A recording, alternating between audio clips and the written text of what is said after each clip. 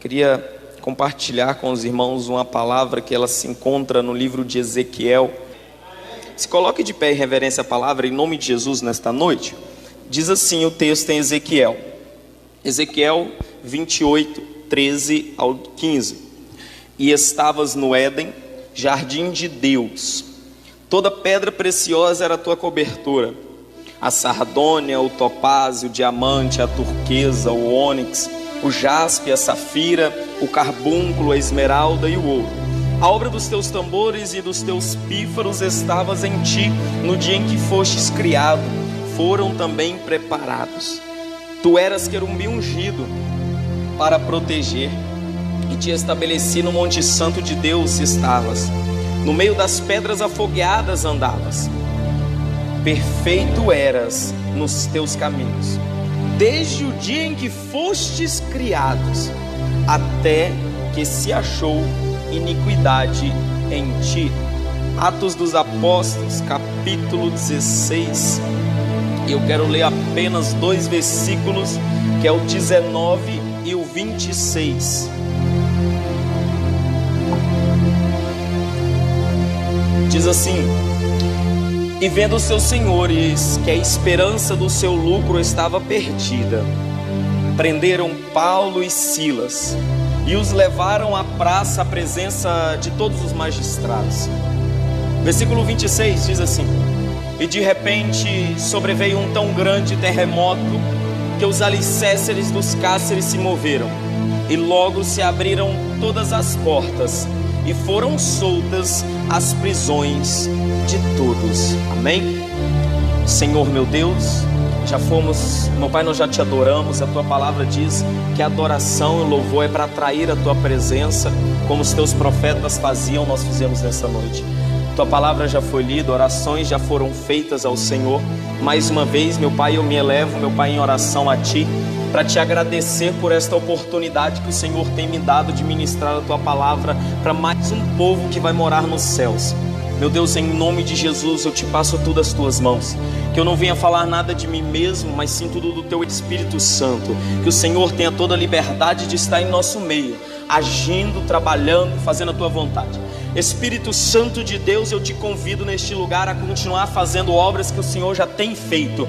Que tu tenhas, meu Pai, liberdade de batizar com teu Espírito Santo, renovar aqueles que são já batizados, renovar as forças daqueles, meu Pai, que falta forças, meu Deus. E que agora neste momento eu te entrego todo esse templo, que ele seja inundado, meu Pai, com a glória da tua palavra, pois, meu Pai, a tua profecia diz que é pela tua palavra que vem o avivamento do Senhor. Meu Deus, tenha liberdade. Que Satanás não venha, meu Pai, a colocar prisões aqui nessa noite. Que Satanás não tenha, meu Pai, liberdade de tapar os ouvidos daqueles que venham ouvir a Tua palavra.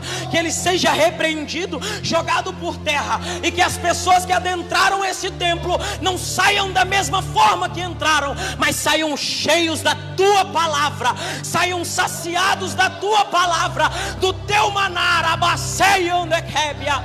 Meu Deus, o Senhor tenha liberdade de estar em nosso meio, e aquele vaso, meu Pai, que tem aberto o coração para sentir a Tua presença, eu quero te pedir a Tua liberdade nessa noite, e encha ele com a Tua glória, que este lugar fica pequeno, meu Pai, pelo tamanho da Tua glória nesta noite.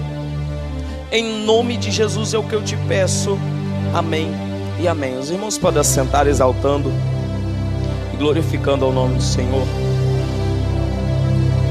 Nós temos um texto de Ezequiel,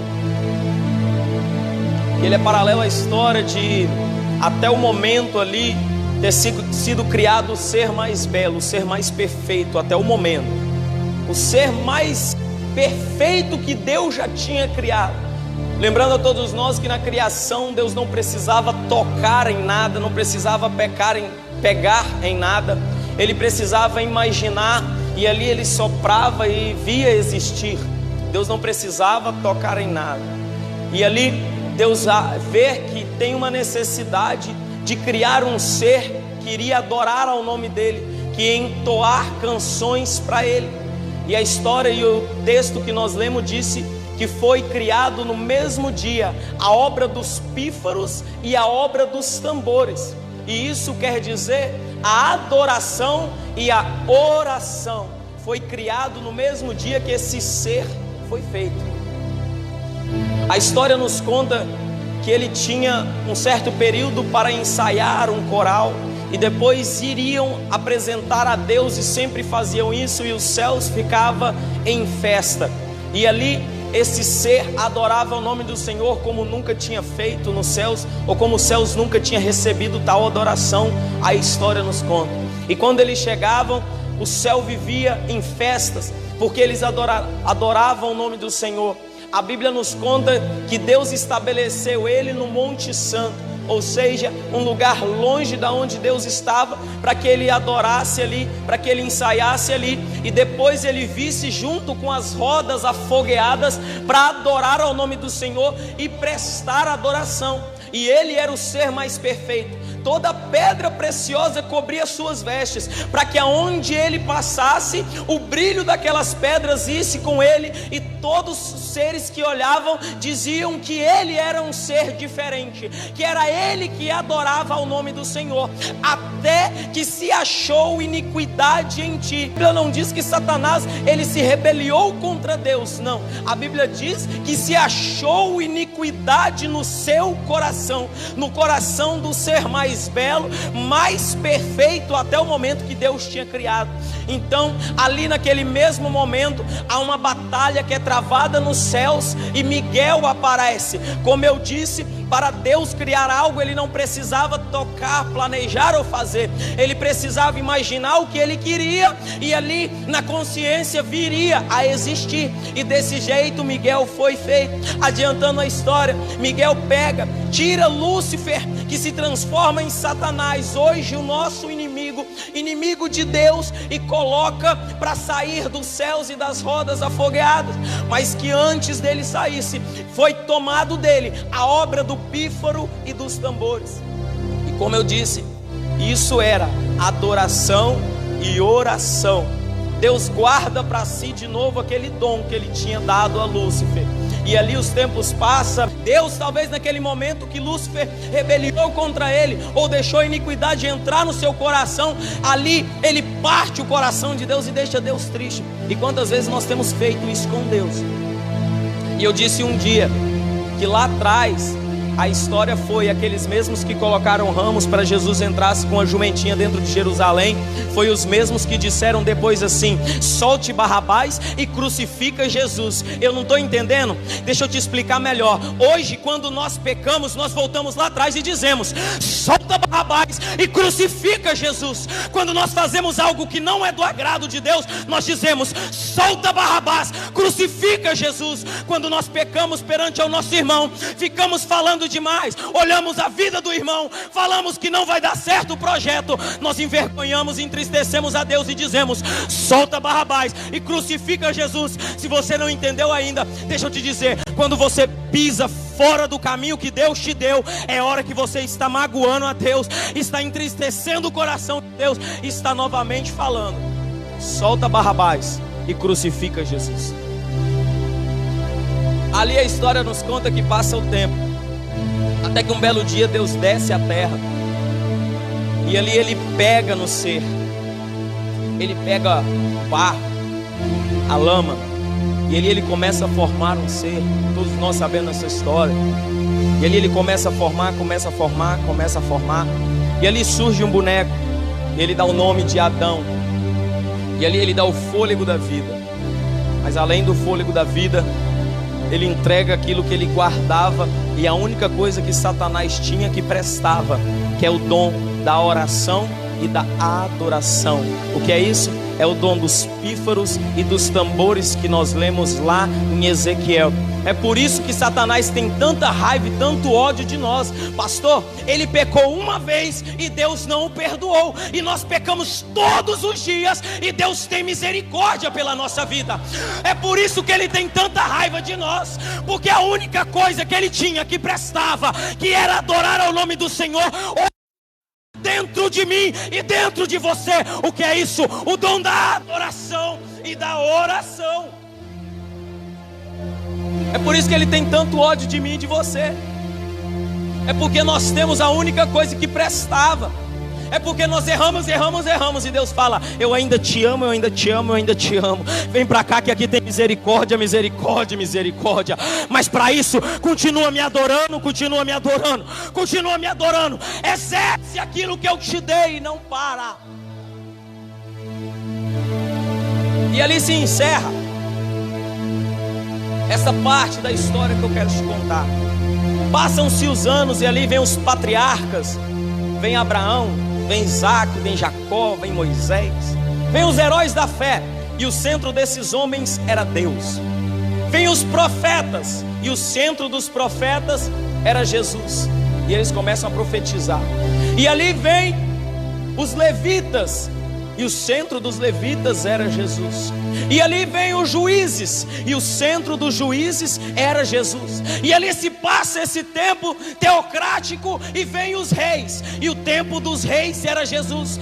Passa-se os tempos, e vem os profetas menores, e o centro dos profetas menores era Jesus. Aí vem os apóstolos, e o centro dos apóstolos era Jesus. E aí vem Jesus, que ele morre na cruz por mim e por você. E aí eu descobri que o centro de Jesus sou eu e sou você.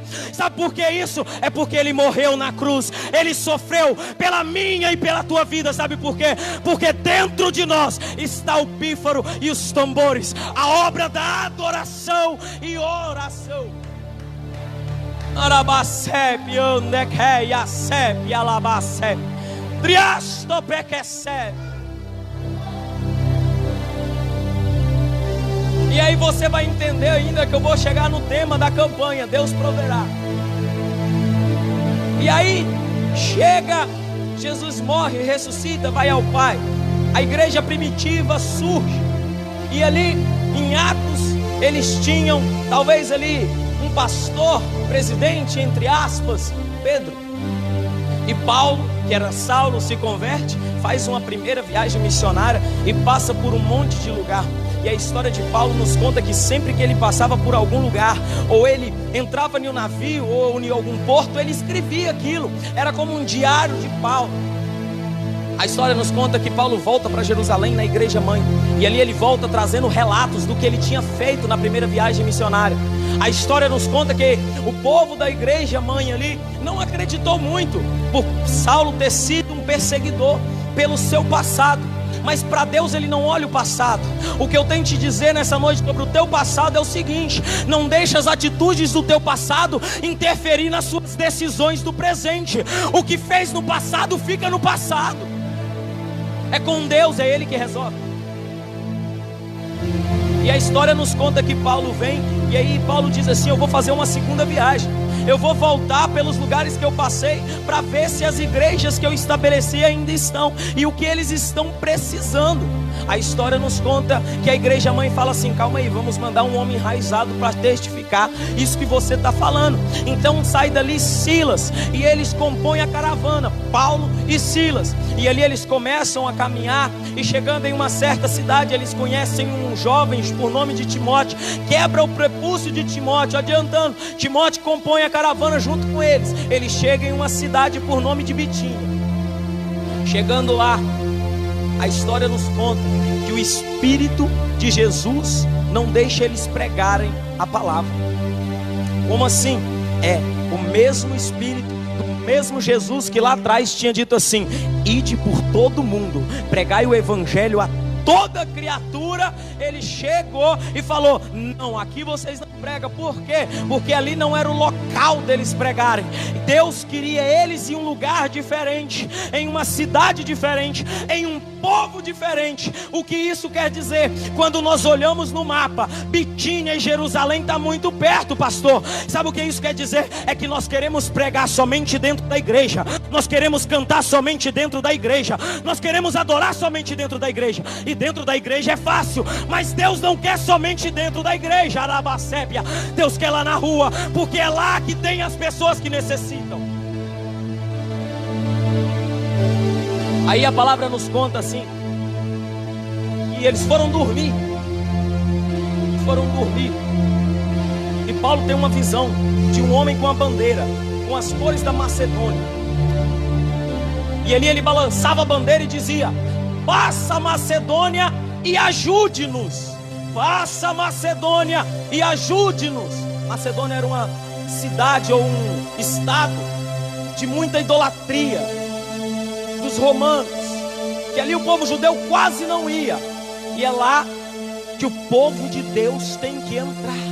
É lá que o povo de Deus prega o evangelho e traz para Jerusalém a casa de pão. É lá que eles entram e a quem está prostituindo vem para Jerusalém e começa a pregar. É lá em Jerusalém, é lá fora de Jerusalém que a gente traz os drogados e eles começam a adorar ao nome do Senhor. É lá que tem famílias que necessitam. É lá que tem famílias com precisão.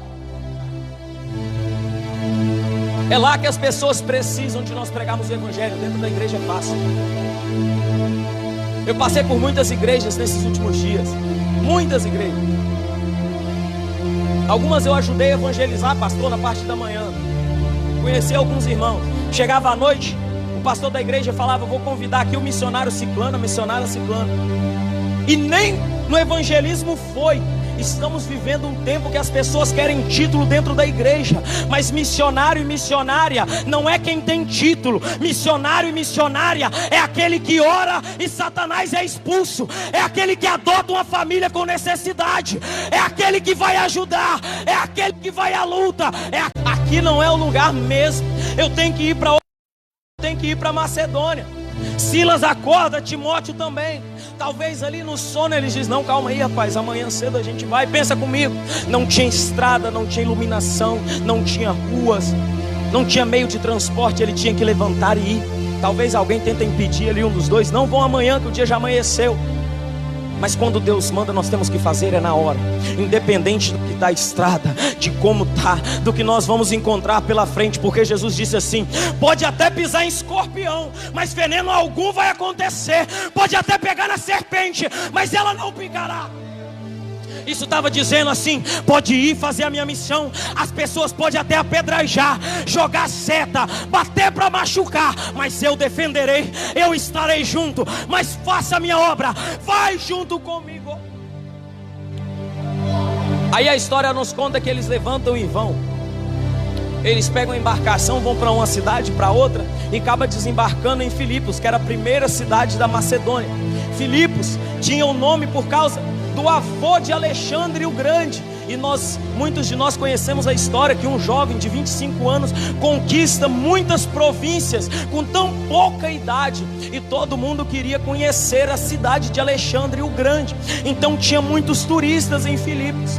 Chegando lá, Paulo e Silas e Timóteo pregam o evangelho. O primeiro dia nada acontece, ninguém se converte. O segundo dia também não. O sexto dia também não. O sétimo dia também não. Então a história nos conta que eles começam a esmorecer e caçar um lugar de oração. É porque tem hora que nós ouvimos a voz de Deus e Deus fala: vai para lá e faça o que eu vou te mandar. Aí a gente faz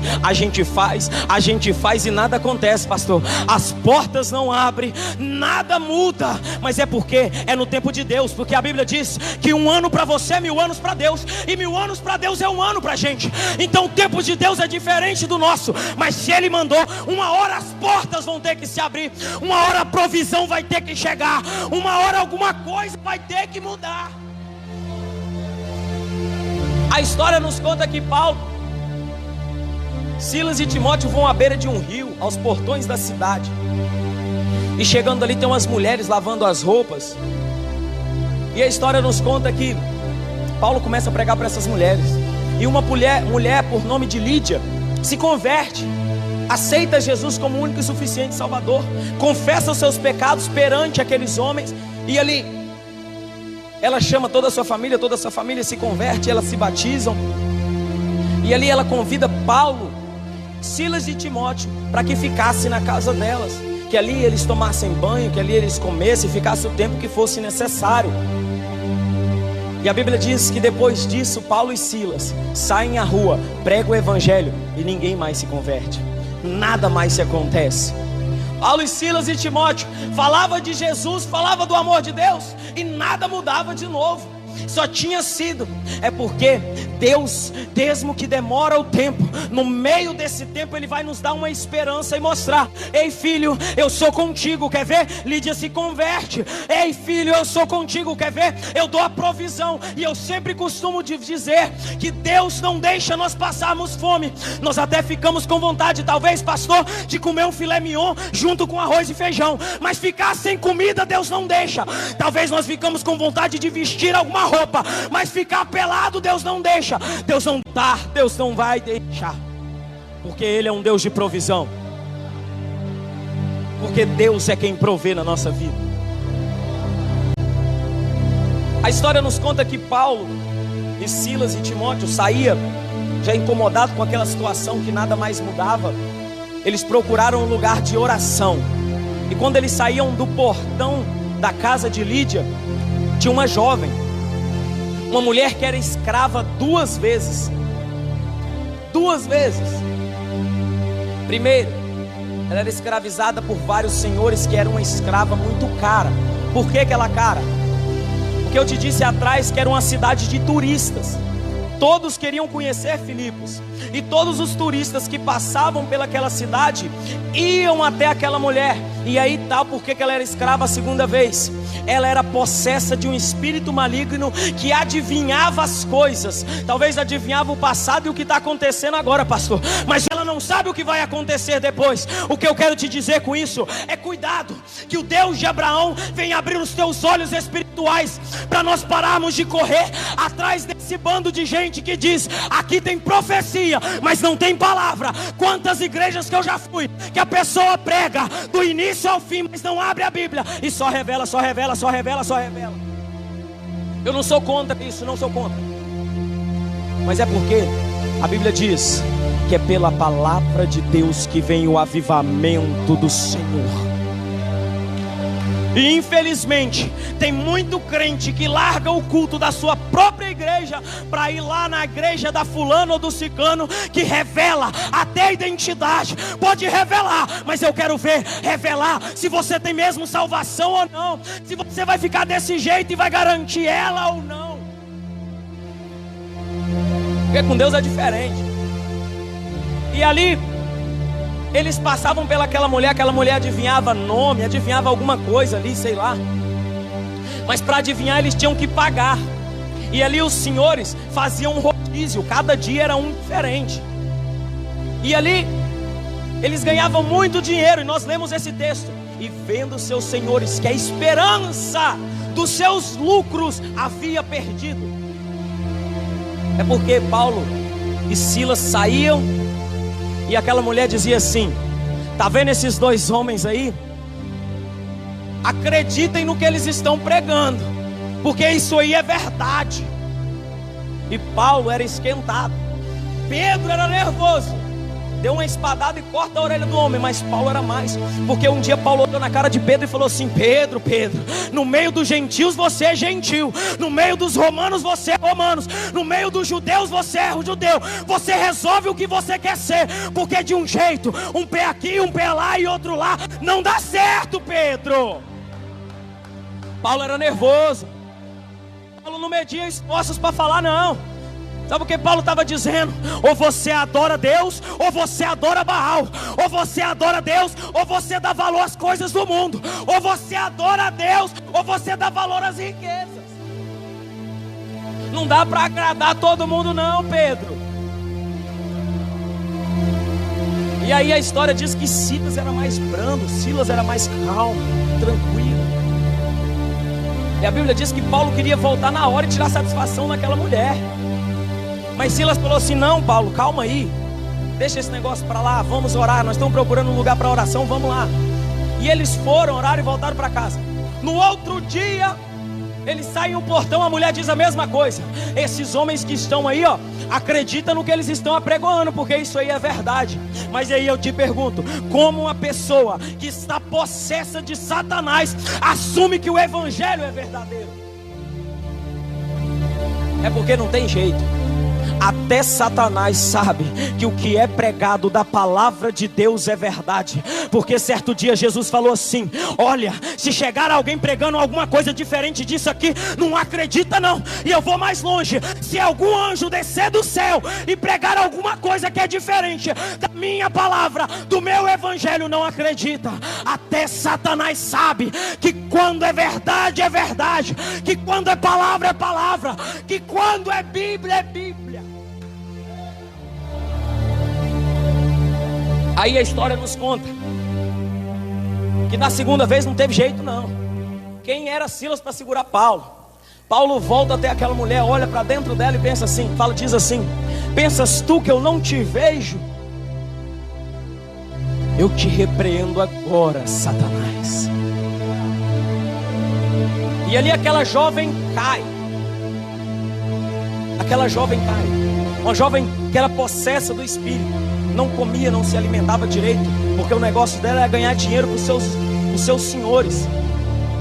E ali quando os senhores dela pegam ela, levanta ela do chão e talvez pede para revelar alguma coisa, para adivinhar alguma coisa que ela não consegue, entra o texto que nós lemos: e viu seus senhores que a esperança do seu lucro estava perdida.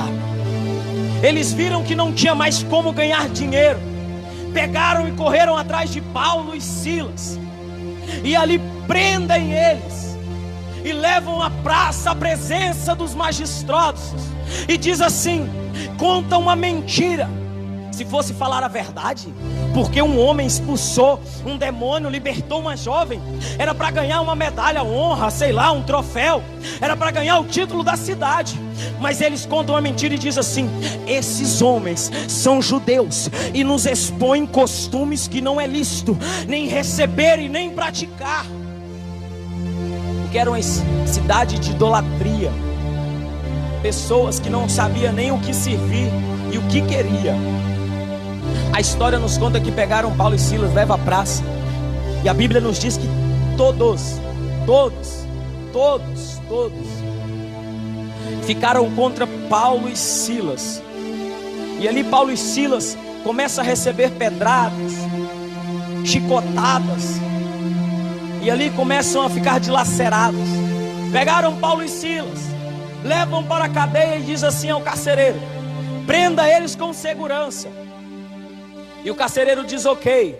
E aí depois diz assim: coloque eles no cárcere interior, para que não tenha jeito deles sair.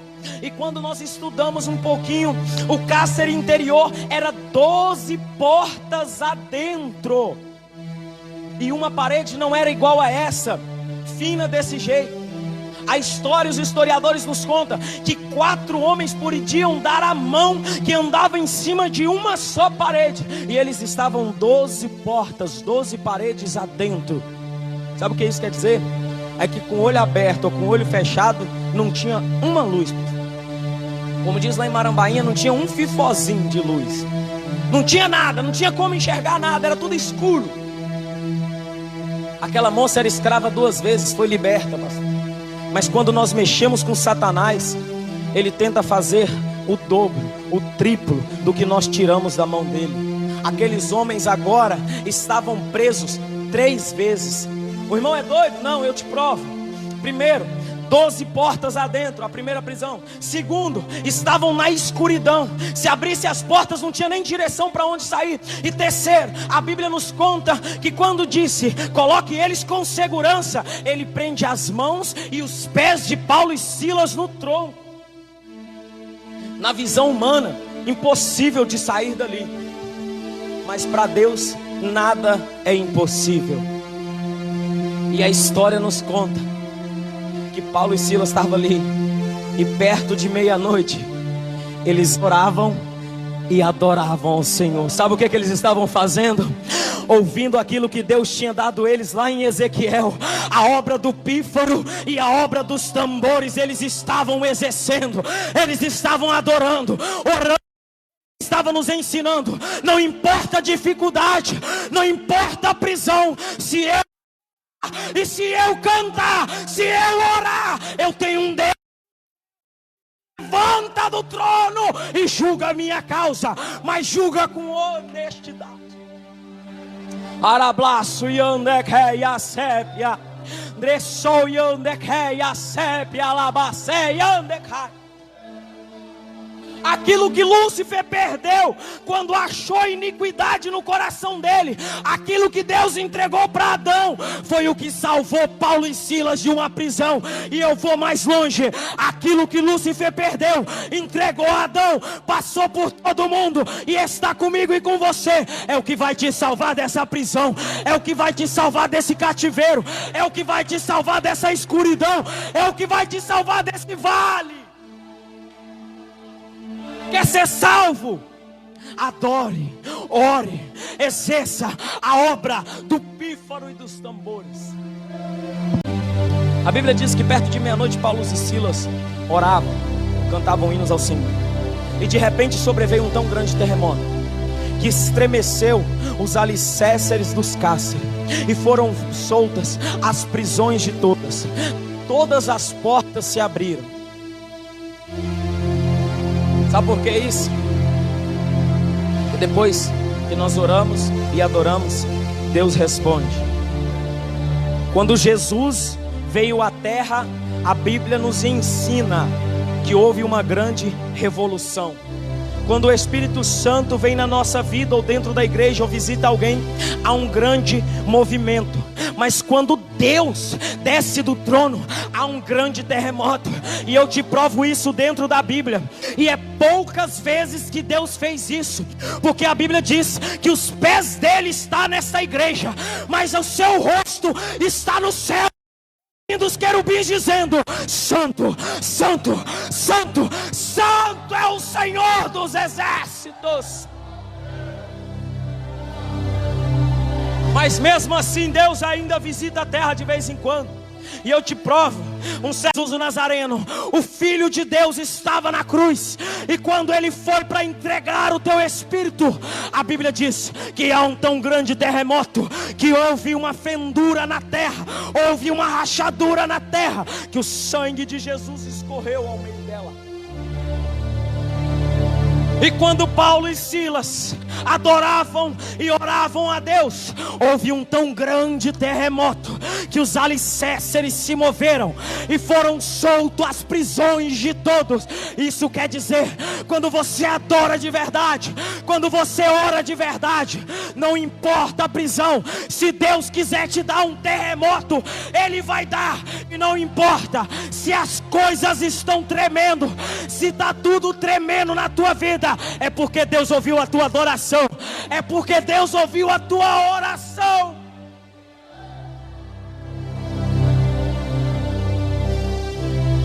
Se coloca de pé, eu quero encerrar.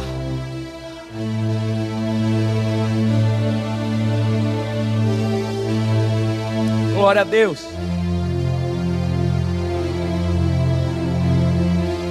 Aleluia. Galera, vem louvar o nome do Senhor. A Bíblia diz que as portas se abriram e foram soltas as prisões de todos.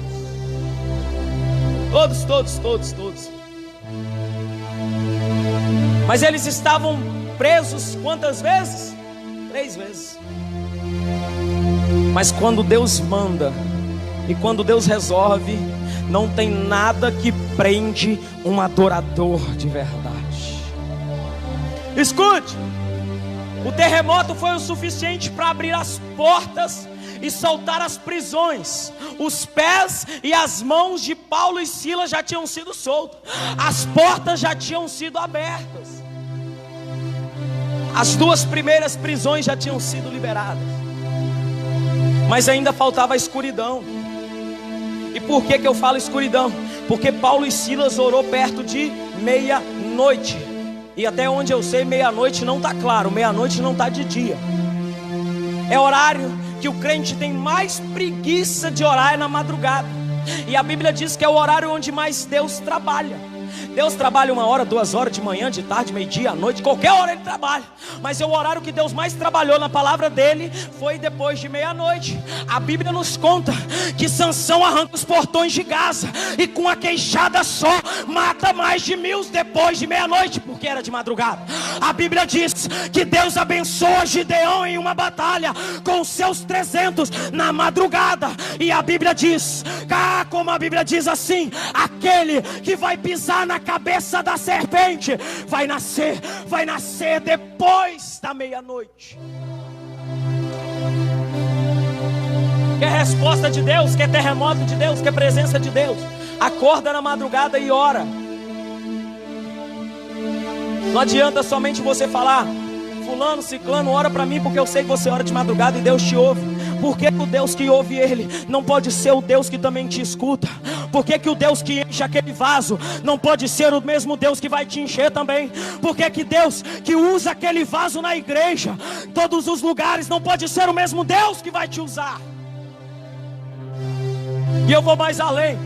Por que o Deus que salvou a família de Ciclano, que salvou a família todinha daquele que você fala: ora por mim que eu quero que minha família seja salva igual a sua, não pode ser o mesmo Deus que vai salvar a tua família? Esse é o Deus que eu sirvo. Esse é o Deus de um véu que foi rasgado e que nós temos total liberdade de adorar o nome dele.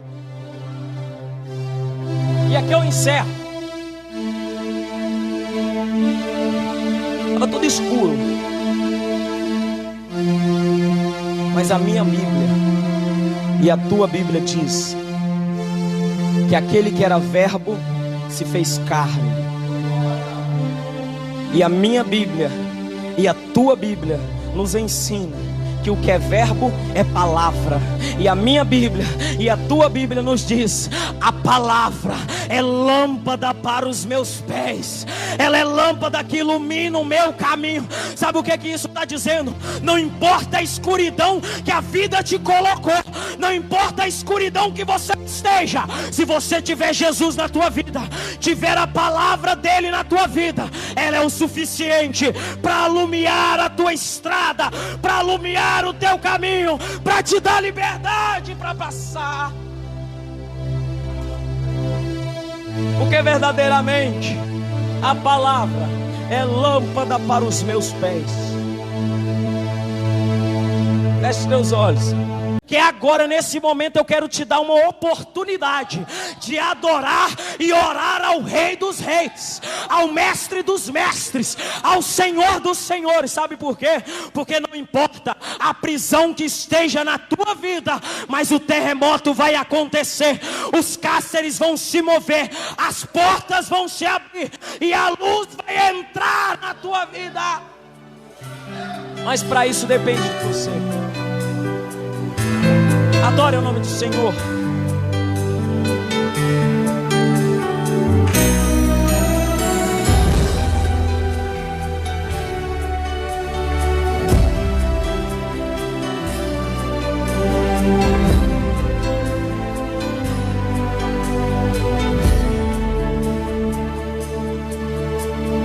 Seja qual for o teu problema, feche teus olhos e adora.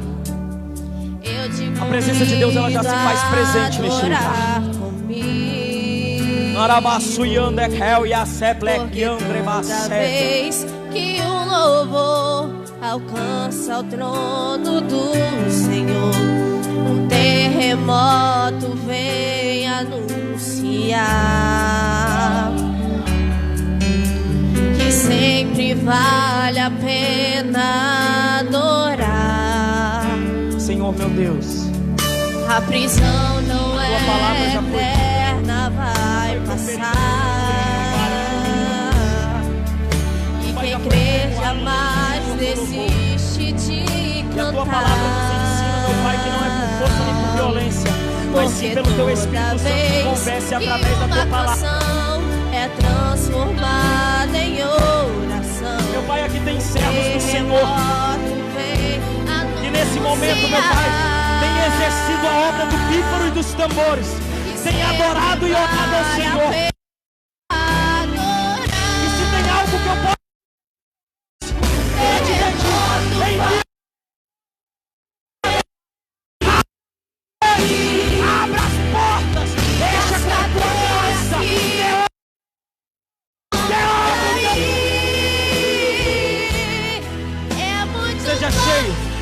Seja cheio com a presença. Seja cheio com a palavra. Seja cheio com a unção de Deus. Me louvo ao Senhor. À meia-noite cantarei uma canção.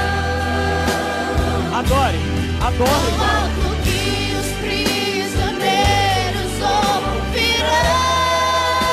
A presença de Deus, ela é real neste lugar. Alabaceio, Bequel e a Célia.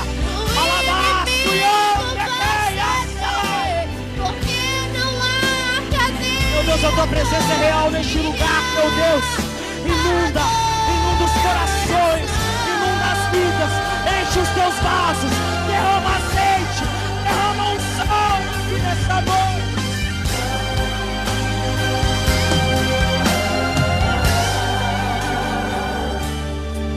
Eu encerro minha mensagem aqui.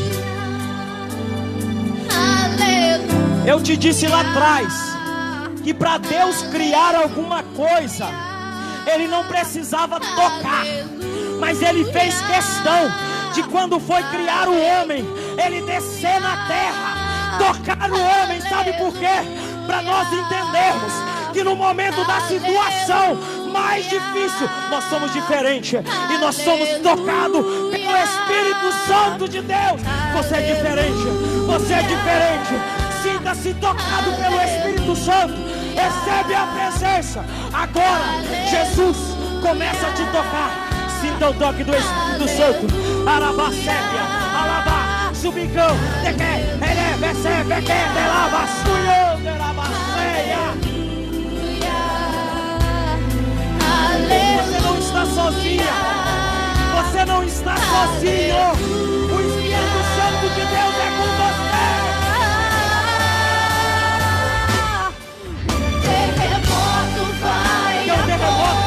Adore, quer uma solução, ore, quer alguma coisa diferente na sua vida, quer uma reação, porque você está na casa do Pai.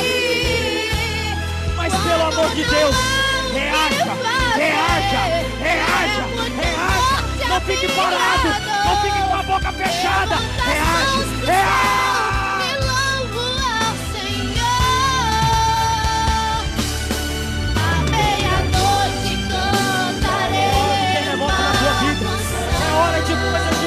Acontecer.